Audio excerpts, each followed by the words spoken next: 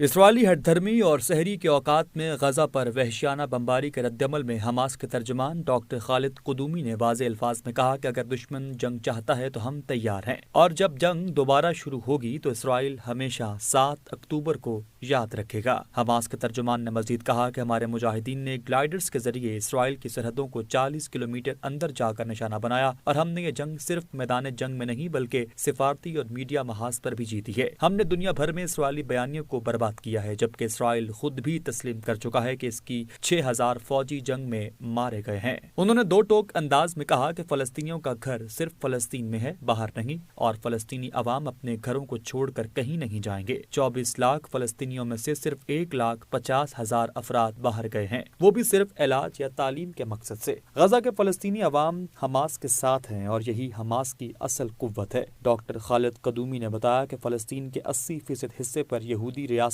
قابض ہے، اور آج تک فلسطینیوں کو یہ حق نہیں دیا گیا کہ وہ اپنے مستقبل کا فیصلہ خود کریں۔ انہوں نے کہا کہ جب بھی دوبارہ جنگ شروع ہوگی، اسرائیل ہمیشہ 7 اکتوبر کو یاد رکھے گا۔ ان کے الفاظ میں ہماری بھی ایک ریڈ لائن موجود ہے، اگر اسرائیل نے اسے عبور کیا تو پھر ہم بھی جواب دینے سے پیچھے نہیں ہٹیں گے۔ دوسری جانب آج غزہ میں اسرائیلی حملے کے نتیجے میں شہادتوں کی تعداد 300 سے تجاوز کر گئی ہے۔ الجزیرہ کی رپورٹ کے مطابق اسرائیلی حملے میں شہادتوں کی تعداد 342 تک پہنچ چکی، اور اس سے 2 ماہ سے جاری جنگ بندی معاہدہ تقریباً ختم ہو چکا ہے۔ حملے کے رد عمل میں حماس نے دنیا سے اسرائیلی بربریت کو مسترد کرنے کی اپیل کی ہے، اور اسرائیل کو جنگ بندی معاہدے کی خلاف ورزی کا ذمہ دار قرار دیا ہے۔ حماس نے کہا کہ نتن یاہو نے ایک بار پھر غزہ کی پٹی میں بے گناہ فلسطینی شہریوں پر حملہ کر کے فلسطینیوں کی نسل کشی کا سلسلہ دوبارہ شروع کر دیا ہے۔ حماس نے مزید کہا کہ اسرائیل کا مقصد واضح طور پر جنگ بندی معاہدے کو ختم کرنا ہے۔ فلسطینی اسلامک جہاد نے اپنے رد عمل میں ان حملوں کو اسرائیل کی جانب سے جنگ بندی معاہدے کو سبوتاژ کرنے کی سازش قرار دیا، اور عہد کیا کہ ایسے حملے